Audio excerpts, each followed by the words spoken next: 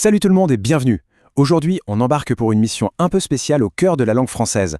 Une véritable quête pour percer le secret des mots invariables. Accrochez-vous, ça va être super intéressant. La première question qu'on doit se poser, c'est celle-ci. Pourquoi, dans une langue qui adore les accords et les règles, on a des mots qui font de la résistance? Des vrais rebelles qui refusent de changer de forme. Ni masculin, ni féminin, ni singulier, ni pluriel. Mais quel est leur secret? C'est ce qu'on va découvrir ensemble. Bon, ces fameux rebelles, il est temps de les appeler par leur vrai nom. Ce sont les mots invariables. Et dans cette première partie, on va justement lever le voile sur leur plus grand secret. Qu'est-ce qui les rend si uniques? Allez, c'est parti, on mène l'enquête. Et voilà, le secret est révélé. C'est tout simple en fait. Un mot invariable, c'est un mot dont l'orthographe est complètement figée. Elle ne bouge pas d'un iota. Qu'on parle d'une seule personne ou de 100 000, le mot, lui, s'écrira toujours pareil. C'est ça, leur super pouvoir. Alors pour bien les comprendre, il faut savoir que ces mots ne sont pas juste une bande de solitaires. Non, ils sont super organisés en grandes familles, un peu comme des équipes.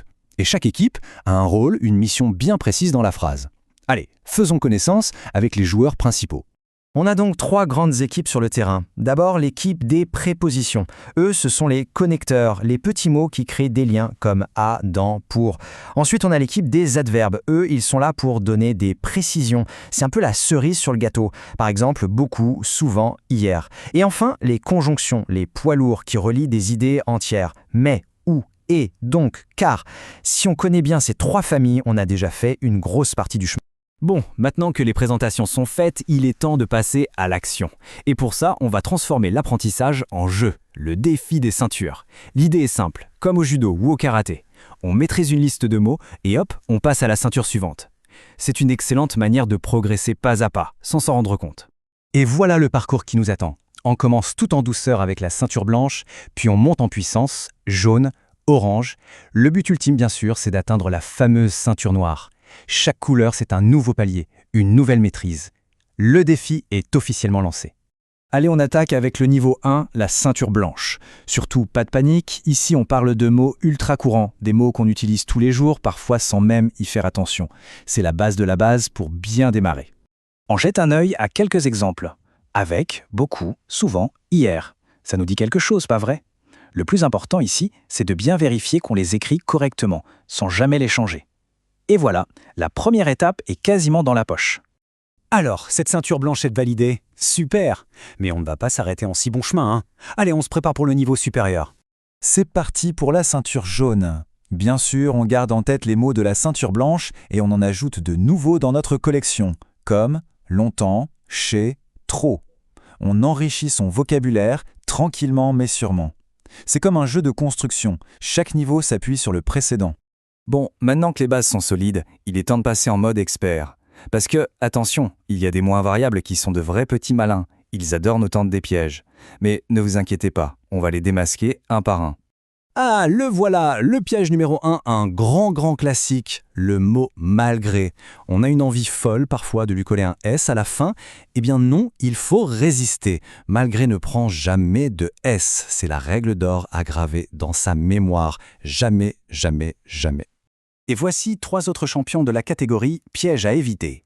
D'abord, parmi, qui, comme son copain malgré, déteste le S final. Ensuite, lorsque, qui s'écrit toujours en un seul mot, soudé, jamais avec une apostrophe. Et enfin, nulle part, où il faut bien penser à mettre nul au féminin. Avec ça, on évite déjà un paquet d'erreurs courantes. Apprendre des listes de mots par cœur, on est d'accord, ce n'est pas toujours très fun. Alors, pour devenir un véritable as des mots invariables, il faut s'équiper.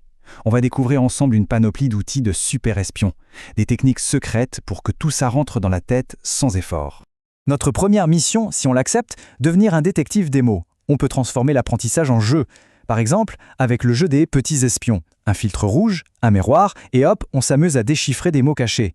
Il y a aussi la roue des mots difficiles, super pour réviser en s'amusant. Et bien sûr, l'arme secrète la plus efficace, lire et encore lire pour les repérer en action. Voici une autre astuce qui marche du tonnerre, la création de son propre carnet secret. C'est un outil personnel, un QG, où l'on note tous les mots invariables qu'on croise.